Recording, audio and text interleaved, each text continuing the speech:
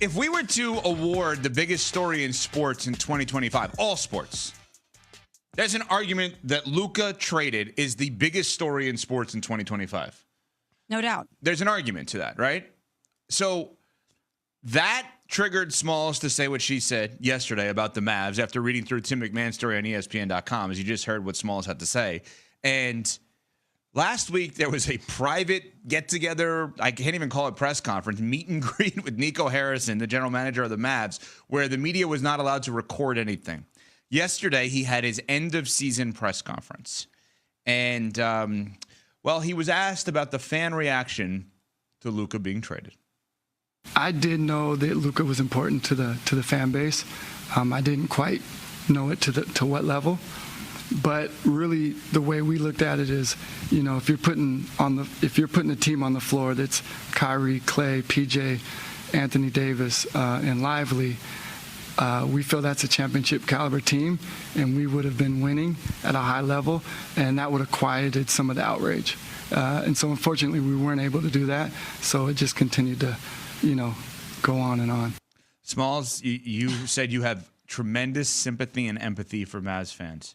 Nico did not realize how big of a deal Luka was with the fans. Your thoughts on that? Oh, man. When I saw these comments yesterday and watched the video, I could not believe that Nico Harrison said this.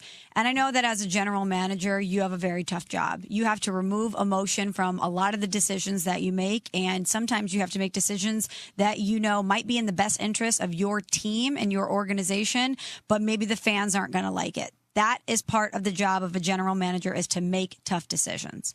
However, another thing, when you're a front office member, when you're a coach, when you're a player, that you need to calculate is that you are a steward for this organization. You are a steward for what means so much to so many people. And to have all of this time to plan out what you're going to say, to have all of this time to really sit down and craft the message that you want to relay to your customers about why you made this decision and why they should trust you again and why it's going to be better moving forward. What you come up with is to say that maybe you miscalculated how important this guy was.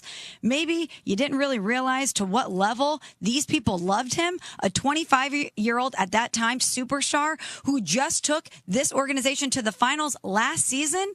I will never understand how so many smart people can get in a room and think that something like this is the best way to go about communicating to their buying customers about why they should trust them moving forward. Because this happens time and time again in sports, whether it's ownerships, front office, coaches, players.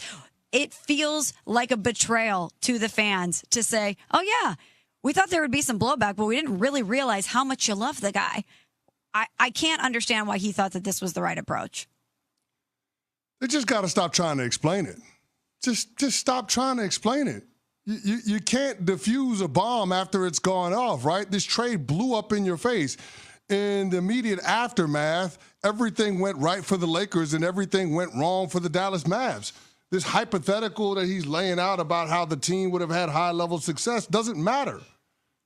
I don't understand why they keep going down the road of trying to explain it. As Tom Brady once said, if you're on the explaining side, you're on the losing side. Stop explaining it. You made a decision. You're not going to be able to see the vision for this team until next year when Kyrie Irving and Anthony Davis come back healthy. So you're talking about on the other side of the Christmas. I don't understand why they keep trying to explain it. At this point, it doesn't matter. It's a moot point. The organization clearly did not want to commit to Luka long term. New ownership didn't want to offer him the Supermax. Nico justified the trade by focusing on defense and bringing back AD, who is one of the best defensive bigs in all of basketball. Okay, we get it. That was your plan. Mm-hmm. It has not worked out. You can't assign a certain level of success to your team just because we haven't seen that team on the court. Just because we haven't seen Kyrie Irving and AD on the court with Derek Lively and Daniel Gafford. You can't assign a level of success if we haven't seen it. So I don't understand why they keep going down the road of trying to explain it. It just doesn't make any sense. And the organization has got to stop putting their general manager in this bad spot. I want to be held to what I'm about to say next, and so you can rag on me for what I'm going to say here, but here's what I believe inevitably will happen with the Dallas Mavericks. I believe Nico Harrison will be fired. When? Within the next year. Okay. Within the next year. Maybe even before next season. Because it may get to a point of an untenable situation with your customers. Because I have all the respect in the world for anyone that can make a justified, difficult decision. I don't know if this is justified, but a difficult decision is obviously difficult to make. He's done a horrible job of explaining, as you said, the difficult decision. But I believe Nico Harrison's going to be fired at some point. I believe Anthony Davis at some point will ask out. He didn't ask to be there. He didn't want to be a part of this mess. And this is now a mess. I believe Klay Thompson will get traded this summer as part of a bigger deal. We'll hear more when that happens from Klay. And I believe they will have a messy contract situation with Kyrie Irving to a point that we will sit there and say, what are they doing with this guy? Because if you remember, there's a player option. Kyrie Irving could get a max contract coming off of an ACL in his 30s. Think about that for a second. For all of the conversation about, hey, we weren't healthy, you signed up for Kyrie Irving, Anthony Davis, and Klay Thompson. When was the last time those guys were healthy for 82 games? That's 3 of your members of your core. Oh, and by the way, we're a defensive team. Kyrie Irving's your point guard. He's one of the worst defenders in the NBA. You can't say you're a defensive team. You have one of the worst point of attack defenders in the entire league. Nico Harrison had a plan. I'm not even saying the plan was bad. I'm not saying that. I'm saying the plan was clearly not thought out in a way that obviously cared about the customers and cared about the idea of that guy, Luka, is a generational player that you don't believe you could figure it out with. At some point, you got to figure it out. And moving him was not the answer. But I think this is going to be an absolute mess. And as small as you pointed out yesterday, go back on the podcast and listen, the fractured relationship with Dirk only makes matters worse here. Because it's not like you could bring him in and be like, all right, guys, hey, we're back to normal. Dirk is here. He's team president. You know, we got Chris Canty as the GM. We're good to go. No, like they don't even have that relationship with him now. Right. And this is why I was even more surprised that this was the approach Nico Harrison took yesterday, because when you speak with the media during an exit interview, the media is the vessel to get your message across to the fan base and, as you said, Evan, the customers. And knowing that you had an opportunity to speak after that article dropped outlining the relationship with Dirk, which was going to upset your customers even more, you go out there and you say that you didn't quite know how much they loved Luka.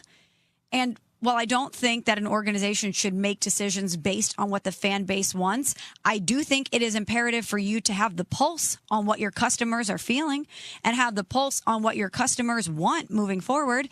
And this was a very unique opportunity for Nico Harrison to get a message across to those people that feel betrayed by him, that feel betrayed by the Dallas Mavericks organization, coming off the heels of an article that upset them even further, coming off last week where you met with the media and it wasn't on audio or video for them to consume.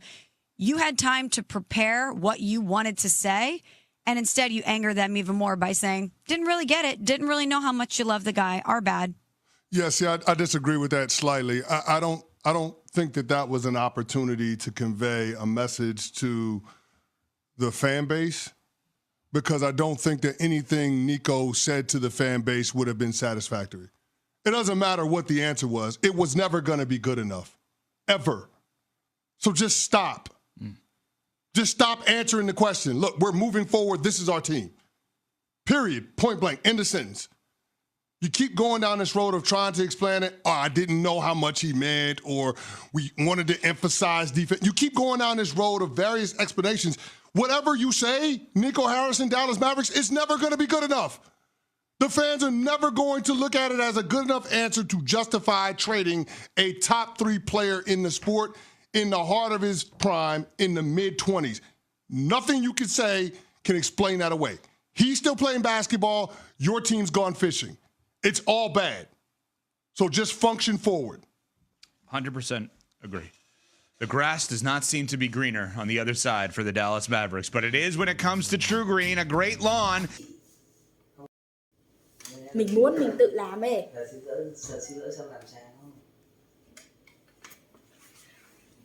Xin chào tất cả mọi người đã quay trở lại với kênh của mình. Ngày hôm nay mình sẽ tiếp tục hướng dẫn các bạn làm vòng, và hôm nay của mình sẽ có tiêu đề là cá cơm. Mọi người, hôm nay vòng của mình sẽ có tiêu đề là cá 7 màu. Bây giờ mình bắt đầu làm nhé.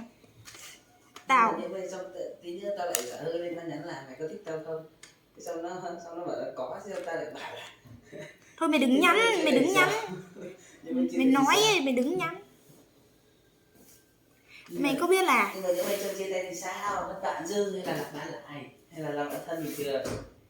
thì bảo là thử tìm hiểu thôi, bảo thử tìm hiểu thôi. Tìm hiểu cái chó gì 1 năm trời rồi. Sợ người yêu nó còn không kể những cái mà bản thân nó kể bản thân cho mày. Nó kể rồi. Bảo dạy mày cũng khó lắm, tại tao là con gái nó khác, nó khó. Mẹ có biết là tao với thằng Sáng kia không nhắn tin nữa. Tao lụy nó phai trưởng ta, mà tao vẫn phải nhắn tin với thằng khác. Tao nhắn tin với thằng khác, tao lấy ảnh của thằng khác để tao đăng story, tao để